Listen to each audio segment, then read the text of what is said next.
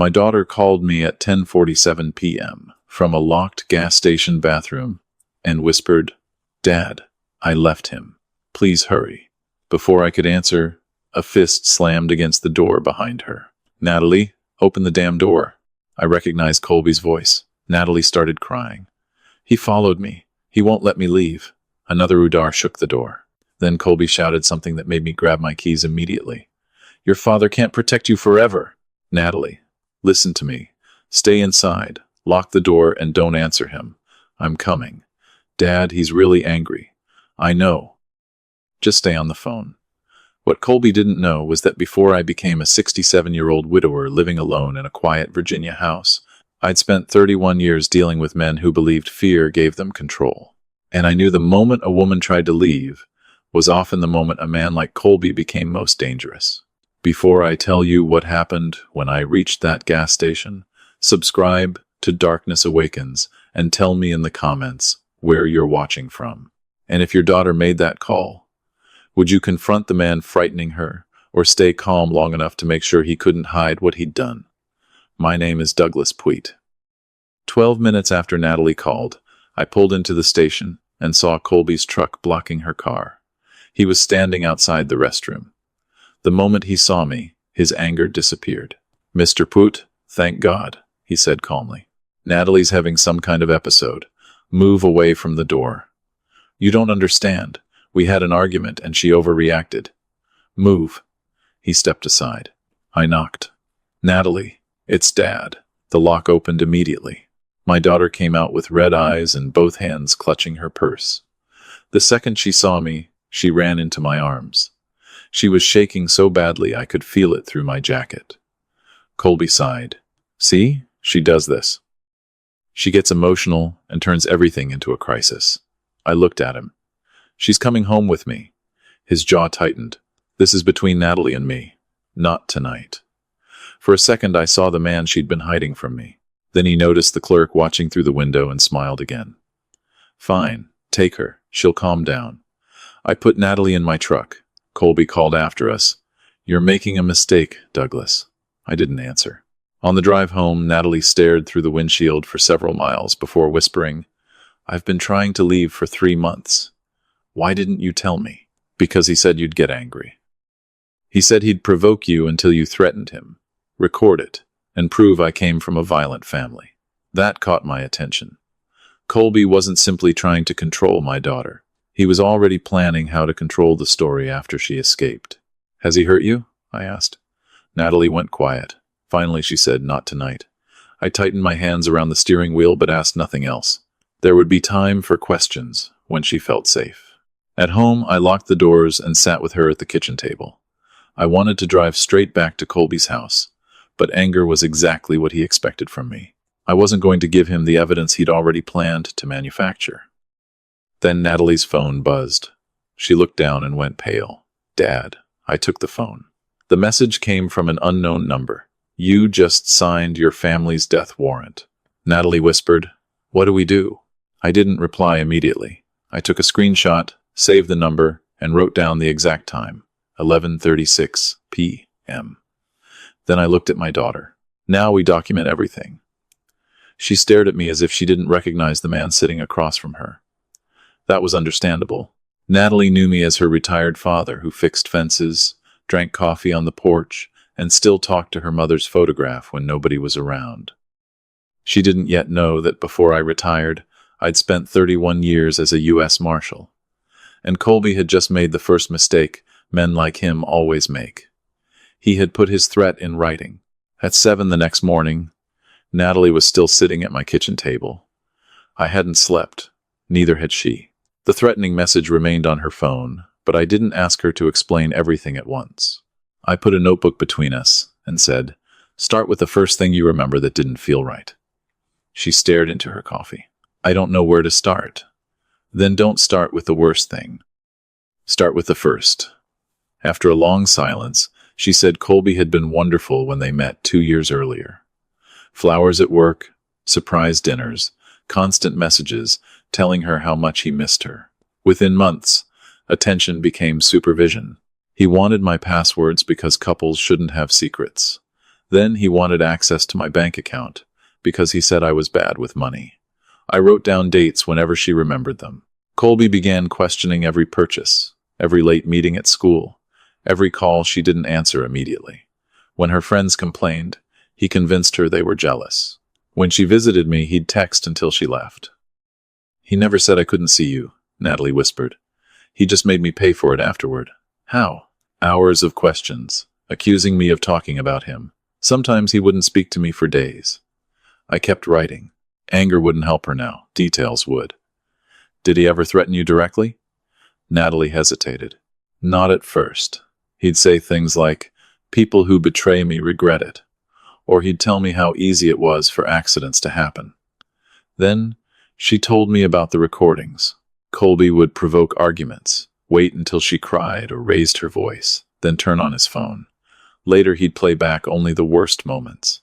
He kept telling me I was unstable. After a while, I started wondering if he was right. I put down my pen. "Look at me," she did. "You're sitting here because you recognized something was wrong and left. Don't let his version of you replace your own." Her eyes filled, but she nodded. Then she asked the question I'd expected.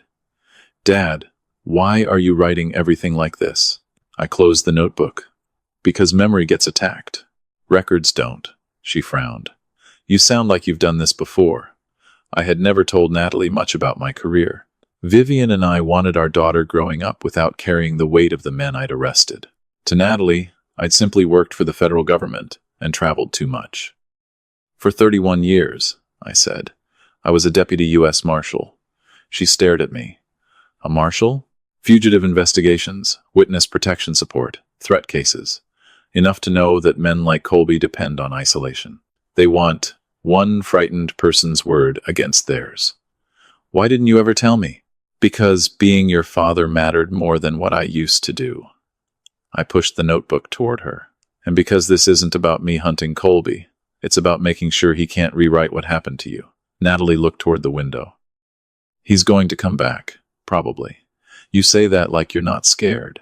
Being scared and being unprepared are different things." I photographed the threatening message, backed it up, recorded the number, and created a timeline beginning with the gas station. Then I told Natalie to save every voicemail, screenshot every message, and delete nothing. "No replying?" she asked. "Nothing. Every time he contacts you, he gets to choose whether he gives us another piece of evidence." For the first time that morning, she almost smiled. Then her phone vibrated. We both looked at it. No message. Just an image from an unknown number. Natalie opened it and stopped breathing. It was a photograph of her car, parked outside the elementary school, where she taught, taken from across the street. The timestamp showed 6:52 that morning, less than 20 minutes earlier. Beneath it were 5 words. "You can't hide at Dad's." Natalie looked at me. "He knows where I work."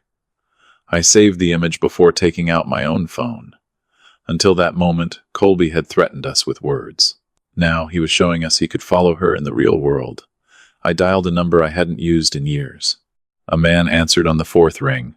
"Dunor." "Garrett, it's Douglas Puett." Silence. Then, "Douglas? What's wrong?" I looked at my daughter. "Someone has started stalking Natalie. And I need you to see what he's already sent before he gets brave enough to do something worse." Garrett Dunor arrived 40 minutes later.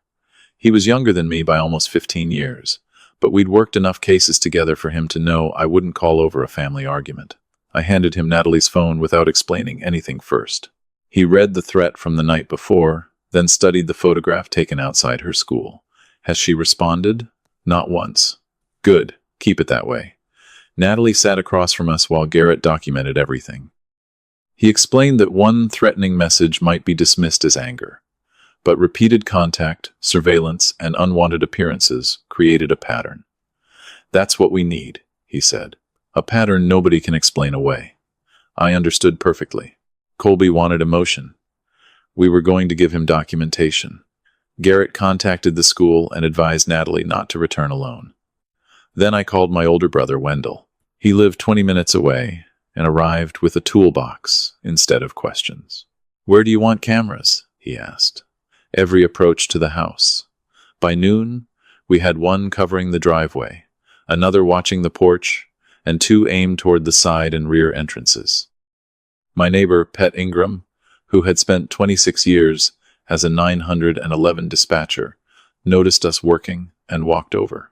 When I explained enough for her to understand, she pointed toward the hedge separating our properties. "You've got a blind spot there." She was right. From the road, someone could stop behind the hedge and watch the house without appearing on the driveway camera. Wendell repositioned 1 unit. Pet volunteered access to her own exterior camera, which covered the opposite angle. By late afternoon, Colby couldn't approach my property without appearing somewhere.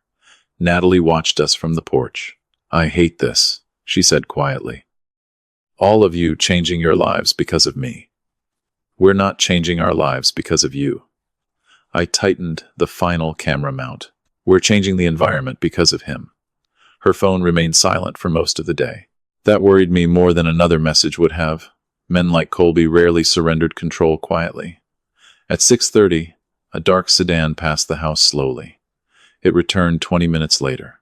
The windows were tinted, but the shape matched the car visible in the photograph from Natalie's school. I recorded both passes and sent the clips to Garrett. "Do we call him?" Natalie asked. "No." "Why?" "Because right now he's trying to find out whether we're watching." I looked toward the road. Let him wonder. That evening we established simple rules. Natalie wouldn't travel alone. Nobody opened the door without checking the cameras. Every call, message, vehicle, and unexpected visitor would be logged. Most importantly, nobody confronted Colby. Wendell wasn't pleased. So we just let him circle the house? We let him decide how much evidence he wants to give us. Shortly before midnight, Natalie finally went upstairs. Wendell left, but Pet texted that she'd keep her porch light on. I remained in the living room with the camera feeds open on my tablet. Midnight passed. Then nothing. At 2:13 a.m., motion triggered the driveway camera. A dark sedan rolled down the street with its headlights off and stopped beyond my property line. The driver's door opened. A man stepped out wearing a dark jacket and baseball cap. He stayed close to the hedge, exactly where our original blind spot had been, but we'd moved the camera. I leaned toward the screen. Even before he lifted his face, I knew the walk, Colby. He crossed the edge of the yard and stopped beneath the tree beside my porch. For nearly 30 seconds, he simply stared at the house. Then he reached into his pocket and removed something small. I picked up my phone but didn't move toward the door. Colby climbed the porch steps, crouched beside the entrance, and placed the object directly in front of my door. He looked toward the upstairs window where Natalie was sleeping, then walked away. I saved the footage immediately. The sedan disappeared at 2:16 a.m. I waited until I was certain he wasn't returning before stepping outside. Something silver reflected beneath the porch light. I bent down and felt my stomach tighten. It was the necklace I'd given Natalie for her college graduation, the one she'd told me disappeared from Colby's house months earlier. The clasp had been deliberately snapped in half. I looked toward the empty road. Colby had come to my home in the middle of the night because he wanted Natalie to understand one thing. He could still reach what belonged to her. But as I looked up at the camera above my porch, I realized he'd made another mistake.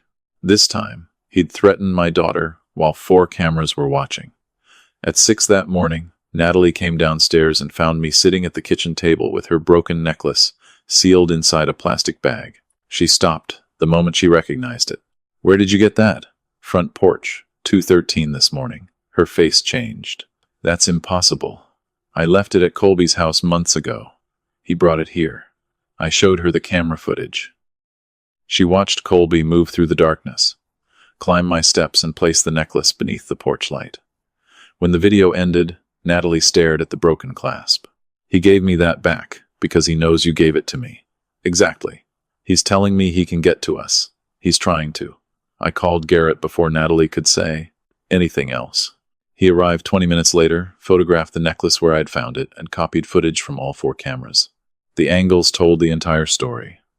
Colby's sedan approaching without headlights, his path along the hedge, his face briefly visible beneath the porch light, and the exact moment he placed the necklace at my door.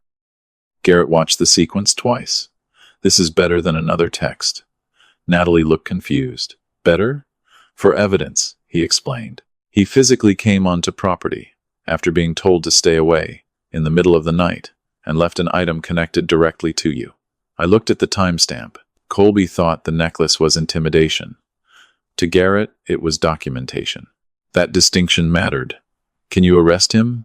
Natalie asked. Garrett didn't make promises. I can add it to the report and speak with the prosecutor. But what matters now is that nobody contacts him. He looked at me when he said it.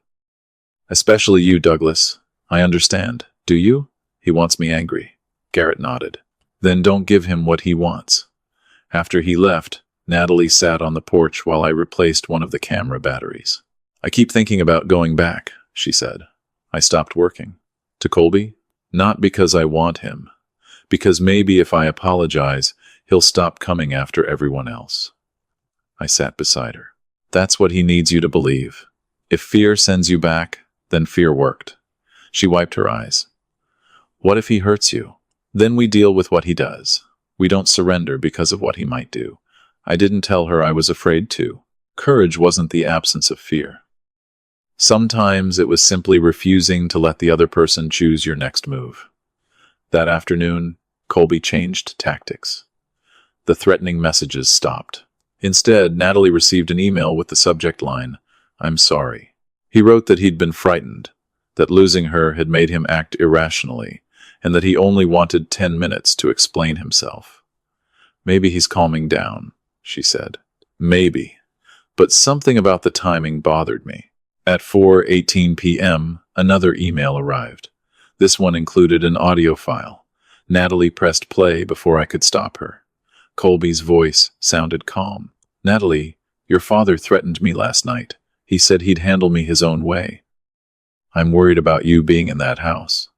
Natalie looked at me. You never spoke to him last night. No. The recording continued. Then I heard something that made me lean closer. My own voice. I'll handle you my way. You won't like what happens next. Natalie stared at me. Dad? I recognized the sentence immediately, but not from last night. It came from a conversation with Colby weeks earlier, after he'd complained about me interfering in his relationship with Natalie.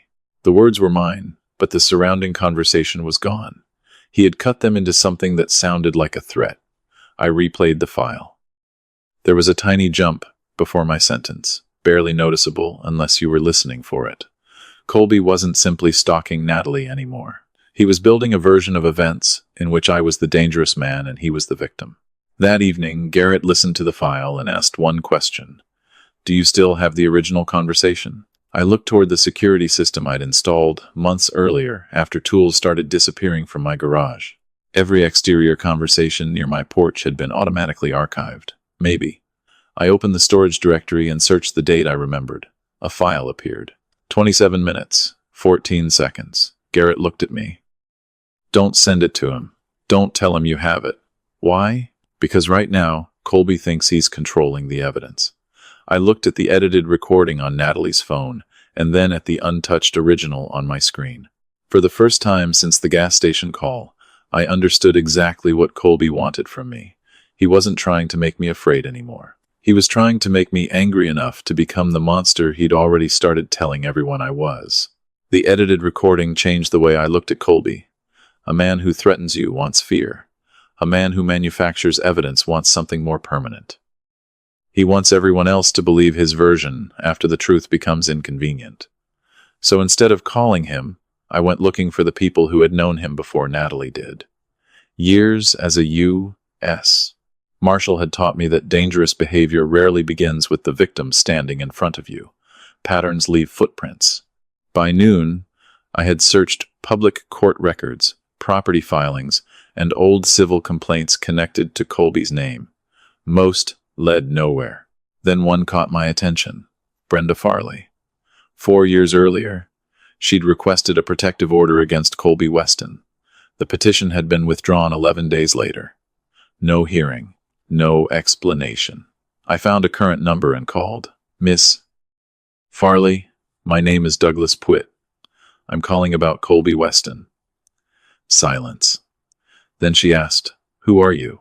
The father of the woman who just left him. Another silence, longer this time. Is she safe? That question told me more than anything in the court file.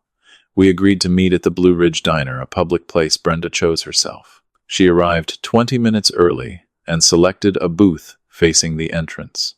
She was in her early 40s, composed until I placed Colby's photograph on the table.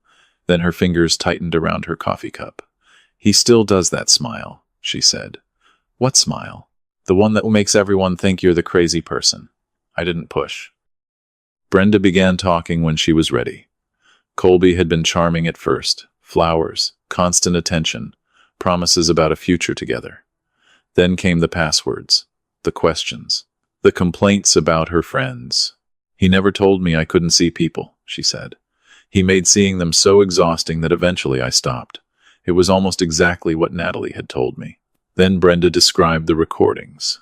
Colby would provoke arguments until she became emotional, record pieces of them, and later play them back as proof that she was unstable. Once I realized what he was doing, I started recording too. Is that why you filed for the protective order? She nodded. He followed me to work 3 times. Then he showed up outside my mother's house. Why did you withdraw it? Brenda stared at her coffee. The morning before the hearing, I received 2 photographs. One was my mother walking to her mailbox. The other was my dog in the backyard. I understood immediately. No written threat. He didn't need one. She withdrew the petition and moved 2 counties away. Colby never contacted her again. He didn't have to. He'd taught her that leaving had consequences. I showed her the message Natalie received and the photograph taken outside the school. Brenda's face hardened. Same game. Then I played Colby's edited recording of my voice. She listened once and said, "He did that to me too." Can you prove it? Brenda hesitated before reaching into her purse. She removed an old phone. I kept everything because someday I thought another woman might need it. On the phone were voicemails, screenshots, and 2 versions of an argument. The edited clip Colby had circulated among friends and Brenda's complete original recording. The pattern was unmistakable. He provoked, isolated one sentence, then presented himself as the frightened victim. Would you be willing to give this to law enforcement? I asked. Fear returned to her face. If Colby finds out I talked to you, I won't pressure you. I slid my number across the table. Natalie already got out. Whatever you decide, you've helped me understand what he's doing. Brenda stared at the number. Does your daughter think this is her fault? Sometimes. Tell her I thought that too. I stood to leave. Brenda stopped me. Mr. Pruitt, I turned. Colby doesn't lose control gracefully. If he can't get Natalie back, he'll need someone to blame for taking her away. Me, she nodded. He'll keep pushing until you react. Then he'll show everyone only the reaction. Driving home, I realized Colby's edited recording wasn't a desperate improvisation. It was a method he'd used before. When I reached my driveway, Natalie was waiting on the porch. Before I could tell her about Brenda, her phone buzzed. A video arrived from Colby. It showed Natalie crying during an argument months earlier. His message beneath it read, "Your father doesn't know who you really are. Maybe I should show him." Natalie looked sick. I took the phone but didn't reply.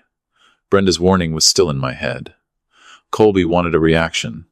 He wanted anger he could record, edit, and weaponize.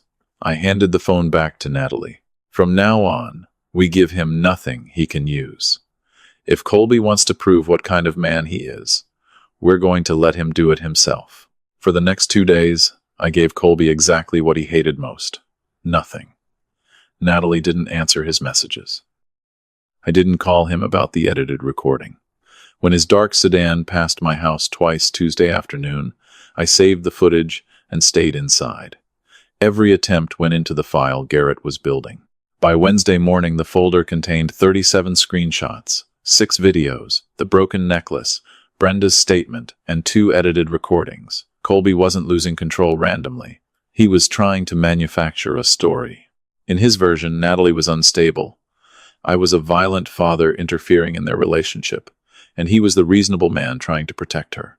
At 11:20 that morning, my phone rang from an unknown number. Douglas. Colby sounded almost cheerful. We need to settle this like men. There's nothing to settle. Natalie belongs at home. Natalie decides where Natalie belongs. His voice sharpened. You've poisoned her against me. I looked at the recorder Garrett had told me to keep running beside the phone. Do not contact my daughter again. Colby laughed. There he is. The big bad federal marshal. What are you going to do, Douglas? Hunt me down? I said nothing. Come on. Tell me what happens if I don't stay away. He wanted a sentence, something he could cut from everything around it. Any further contact will be documented and reported. Silence. Then he said, That's disappointing. He hung up. I saved the recording. An hour later, Natalie received a message.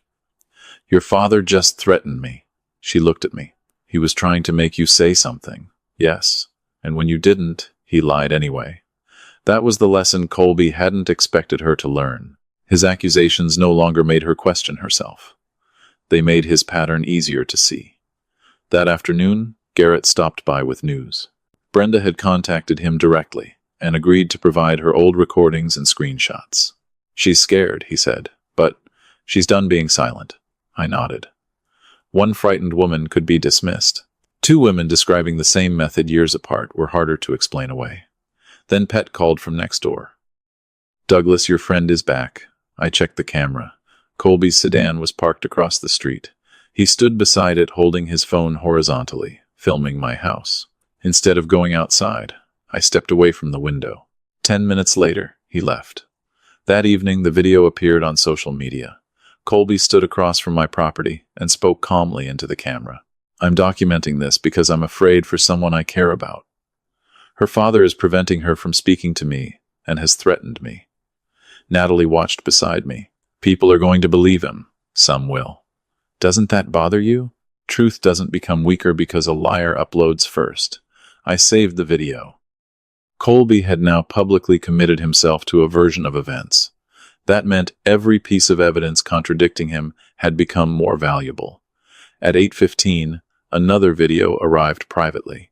This one showed Natalie crying during an old argument while Colby's voice remained calm behind the camera.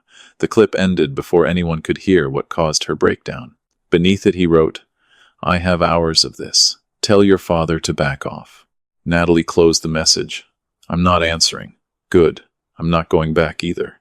That mattered more.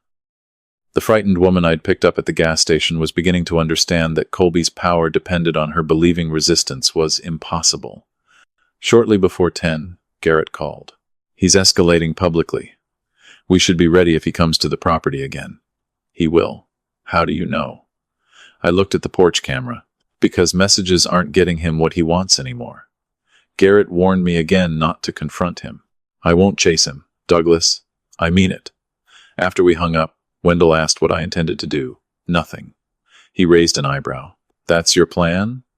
Colby needs me angry. He needs footage of me threatening him. So we stopped giving him pieces he can edit. I pointed toward the cameras covering the porch, driveway, and yard. If he wants a confrontation, let him come here where everything is recorded from beginning to end. Natalie looked nervous. You want him to come? No, but I'm done letting him choose the stage. I checked every camera and made sure Pet's system was recording too. Then I turned on the porch light and sat down to wait. If Colby wanted to show the world who the dangerous man really was, I was finally ready to give him an audience and enough cameras to make sure he couldn't edit what happened next. Colby came the next afternoon. At 4:26 p.m., Pet called and said, Douglas, he's turning onto your street. I checked the camera feed. His dark sedan slowed in front of my house and stopped at the curb. Colby stepped out, holding his phone horizontally. The red symbol on the screen told me exactly what he was doing. He was live streaming. Natalie stood behind me.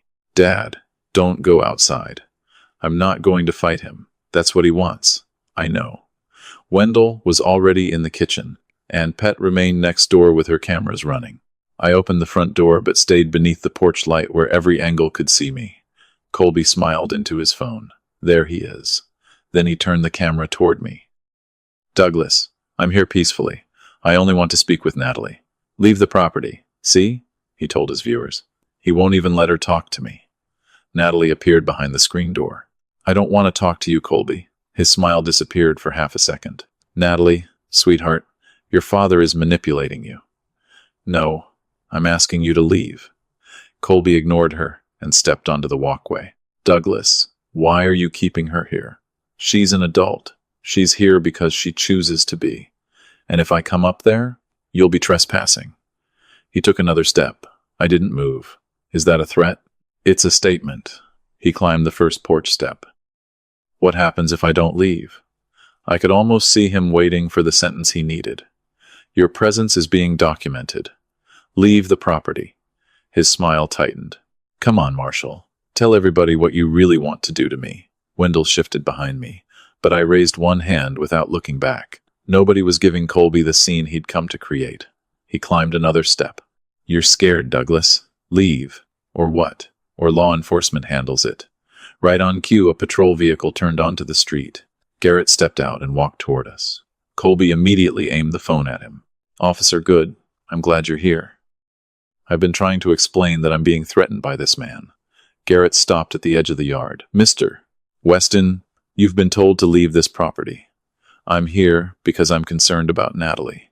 Natalie has already stated she doesn't want contact with you. Colby pointed toward me. Because he's controlling her. Natalie opened the screen door. No, Colby, I'm telling you myself. Leave me alone. For the first time, his calm mask cracked. You don't know what you're saying. Yes, I do. He stared at her, then seemed to remember the live stream. The smile returned. Fine. But before I leave, officer, you should hear what her father said to me. My stomach tightened. Colby reached into his pocket and handed Garrett a second phone. I've been recording him because I was afraid something like this would happen. Garrett pressed play. Static came first. Then Colby's voice. Douglas, I just want to talk to Natalie. My voice followed. I'll handle you my way. Another tiny gap. Then, you won't like what happens next. Colby looked directly into his live stream camera. That's a retired federal officer threatening me. Natalie stared at the phone. Wendell swore quietly behind me. I said nothing. Colby continued. I've been followed, intimidated, and threatened because I tried to save my relationship. I want this documented. Garrett replayed the clip. Douglas, is that your voice? Yes. Colby's smile widened. He thought admitting it had trapped me. See? He admits it. Garrett looked at me. Did you say those words? Every one of them. Natalie turned toward me, confused. Colby almost laughed. Thank you. But that's not the conversation you had with me. His expression changed slightly. What are you talking about? I didn't answer him. Instead, I looked at Garrett. Ask him for the original file. Garrett held out his hand. Mr. Weston, is this the complete unedited recording? Colby hesitated for barely a second. Yes, that single word mattered. The live stream was still running. Garrett had heard it. Pet's camera had captured it. So had mine. I stepped back toward the doorway. Colby pointed his phone at me. Running away now? No. I opened the security application on my tablet. I'm getting something. Colby's smile faded. What? I searched the archive and found the file we'd discovered 2 days earlier. 27 minutes, 14 seconds. Original timestamp intact. Garrett looked over my shoulder. Colby stopped filming me and stared at the screen. What's that? I finally looked at him. The conversation you just told everyone was complete. For the first time since arriving, Colby didn't have an answer. His live stream counter continued climbing as more people joined to watch. I handed the tablet to Garrett. You heard his version, now play mine from the beginning. Colby's face went pale. And standing there beneath the same porch light where he'd once left my daughter's broken necklace, I realized he'd made the mistake we'd been waiting for. He hadn't merely presented edited evidence. He had just publicly sworn that it was the original. Garrett pressed play. For the first 40 seconds, nothing dramatic happened. The recording was from 6 weeks earlier, when Colby had come to my porch complaining that Natalie was spending too much time with me. His voice came through clearly. Douglas, you need to stop interfering in my relationship. Mine followed. Natalie is 34 years old. She decides who she sees. Colby laughed. You always need to control everything, don't you? I'm not controlling anyone. Garrett glanced at the phone Colby had given him, then back at my tablet. The live stream was still running. Colby stepped closer. This doesn't prove anything. Then let it play, Garrett said. The recording continued. Colby's tone gradually changed. He began asking increasingly specific questions. What would you do if I stopped Natalie from coming here? I answered. I'd tell her she has somewhere safe to go. What if I ignored you? Then I'd document it. What if I came onto your property? I'd handle you my way with cameras, reports, and every legal option available. Garrett paused the recording. Everyone looked at Colby.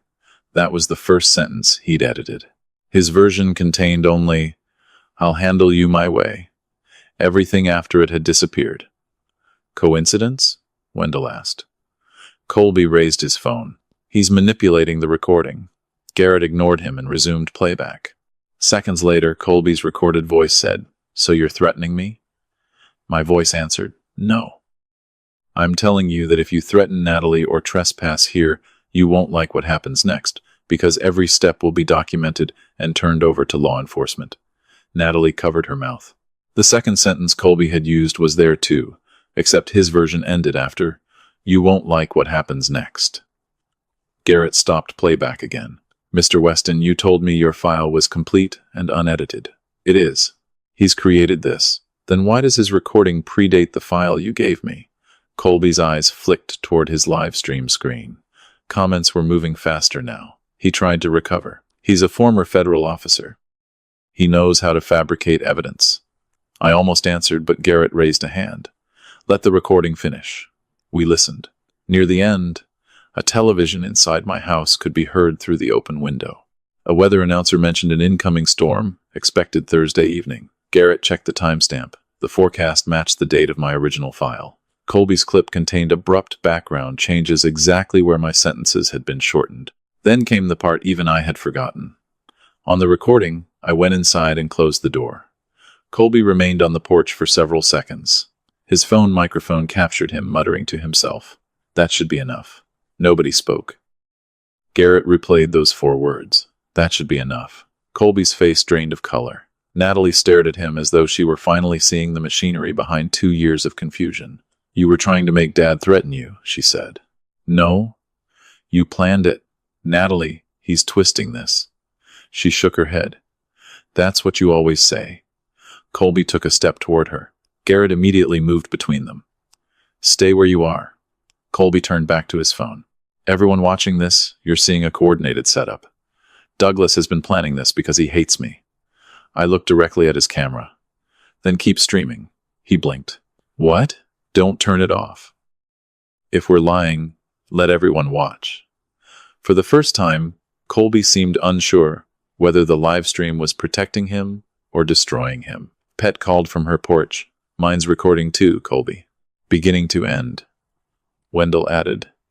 So is every camera on this house. Colby looked around and finally understood the difference between his recordings and ours. He collected fragments. We preserved context. His phone suddenly began vibrating with notifications. He glanced down. Whatever he saw made him lower it slightly. Natalie stepped forward but remained behind Garrett. You made me believe I was unstable because you'd record me after pushing me until I broke. That's not what happened. You did it to someone before me too, didn't you? That stopped him. Who told you that? I watched his expression change. He hadn't asked what she meant. He'd asked who told her. Garrett noticed it too. Mr. Weston, he said quietly, is there someone else we should know about? Colby backed toward the steps. I'm done here. You're not leaving yet, Garrett replied. You entered private property after being told not to, and now I have questions about evidence you presented as authentic. Colby's confidence was disappearing, but the confrontation wasn't over. A vehicle pulled up behind Garrett's cruiser. A woman stepped out carrying an envelope against her chest. Colby looked toward her and froze. Natalie whispered, Is that her? I nodded. Brenda Farley had decided to come. But before any of us could speak, another car stopped behind hers. The driver was someone from Natalie's school. I looked at Colby as both women started walking toward the porch. He had arrived, believing one edited recording would turn everyone against me. Now the people he'd spent years keeping isolated were beginning to show up in the same place. Brenda stopped at the bottom of the porch when she saw Colby. For a moment, neither of them spoke. Then Colby lowered his phone. "What are you doing here?" Brenda tightened her grip on the envelope. "Something I should have done 4 years ago." Garrett stepped toward her. "Brenda Farley?" "Yes. I have the original recordings, messages, photographs, and a copy of the protective order petition I withdrew." Colby laughed, but there was no confidence left in it.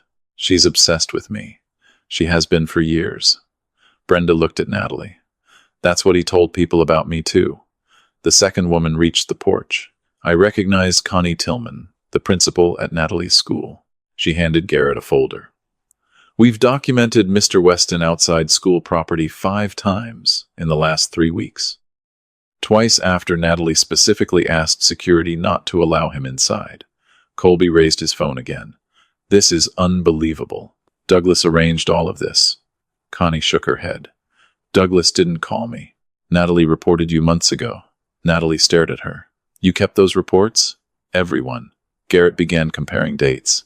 Colby's visits to the school matched several of the messages Natalie had received afterward. Brenda's old record showed the same pattern years earlier, following intimidation, edited recordings, then claims that the woman was unstable. Colby turned toward Natalie. "You really believe these people over me?" Natalie didn't lower her eyes this time. "I believe what you did. After everything I did for you?" "You mean everything you controlled?" He stepped toward her. Garrett blocked him. "Stay back." Colby's voice rose. "She's my fiancée." "Not anymore," Natalie said. Something broke behind his eyes. The calm man who had arrived live streaming his victimhood disappeared. "You think you can humiliate me and walk away?" he shouted. Natalie flinched, but didn't retreat. "That's enough," Garrett warned. Colby pointed at me. "This is because of him. He took you from me." "Nobody took me," Natalie said. "I left." Those 2 words hit him harder than anything I'd said. Colby lunged 1 step forward. Garrett caught his arm and turned him toward the railing. "Colby Weston, you're being detained." "For what?" "Start with criminal trespass and harassment. We'll discuss intimidation and the recording you presented as authentic after that." Garrett secured the cuffs. Only then did Pet call from next door. His live stream is still running. Everyone looked at Colby's phone lying on the porch. The screen was filled with comments. He had forgotten to end the broadcast. Hundreds of people had watched him deny Brenda, accuse Connie, ignore Natalie's request to leave her alone, and finally lose control when she said she'd chosen to leave. Colby stared at the phone as Garrett guided him toward the cruiser. For once, there was nothing he could edit. No sentence he could remove from context. He had broadcast the entire thing himself. Natalie stood beside me watching the cruiser disappear. "Is it over?" "Not yet." I knew arrest wasn't conviction, and men like Colby rarely stopped trying to control the story simply because the first version failed. Over the next several days, Garrett collected the camera footage, Brenda's records, the school reports, and Colby's devices. A temporary protective order prohibited him from contacting Natalie. For the first time since the gas station bathroom, she slept through an entire night. Then, exactly 2 weeks after the arrest, a certified envelope arrived at my house. I opened it at the kitchen table. Natalie watched my expression. "What is it?" Colby's attorney. "What does he want?" I read the first page twice. Colby was claiming I'd harassed him, damaged his reputation, and orchestrated a campaign to destroy his relationship with Natalie. He wanted damages and intended to use my former federal career as proof that I'd abused my experience to intimidate him. Natalie went pale. "Dad, he's suing you." I surprised her by smiling. "Good? Good?" I placed the papers beside the notebook we'd started the morning after she escaped. Colby had spent weeks editing conversations, changing context, and telling different stories to different people. Now he had done something much more useful. He had committed his version to paper. "Why are you smiling?" Natalie asked. I looked at the lawsuit, then at the boxes of recordings, timestamps, school reports, and witness statements we'd preserved. Because now he has to tell that story somewhere. He can't delete the parts he doesn't like. 3 months later, Colby sat across a courtroom from us and discovered something he'd never been able to control: the complete record. His attorney tried to portray me as a retired U.S. Marshal who had used 31 years of federal experience to intimidate a younger man. I didn't argue. I didn't need to. Pet testified first. She explained how her cameras captured Colby's sedan circling my house, his arrival at 2:13 a.m., and the moment he placed Natalie's broken necklace on my porch. More importantly, she confirmed that the recordings had been preserved continuously, not edited after the fact. Garrett followed. He presented the threatening message, the photograph taken outside Natalie's school, the trespass warnings, Colby's live stream, and both versions of the recording he'd claimed was authentic. Then Brenda took the stand. Colby wouldn't look at her. She described the same pattern Natalie had lived through years later, attention becoming control, isolation, surveillance, deliberate provocation, then recordings edited to make the victim appear unstable. When Colby's attorney suggested Brenda was simply bitter about an old relationship, she answered quietly, "I withdrew my protective order because he sent me photographs of my mother and my dog. I wasn't bitter. I was afraid." The courtroom went silent, but the testimony that mattered most came last. Natalie stood, walked to the witness stand, and faced the man she'd once been too frightened to leave. Her hands trembled when she began.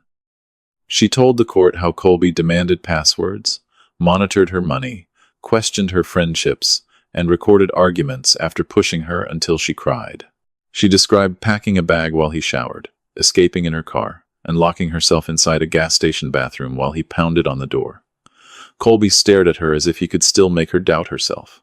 "I spent 2 years believing every argument proved something was wrong with me," Natalie said. "Then I left, and he followed me. That's when I understood the fear wasn't proof that I needed him. It was the reason I needed to get away from him." I looked down at my hands. That was the moment I knew we'd already won the part that mattered. The court maintained and strengthened the protective order, prohibiting Colby from contacting Natalie directly, through other people, at her school, at my home, or electronically. The evidence concerning harassment, intimidation, and suspected tampering remained part of separate criminal proceedings.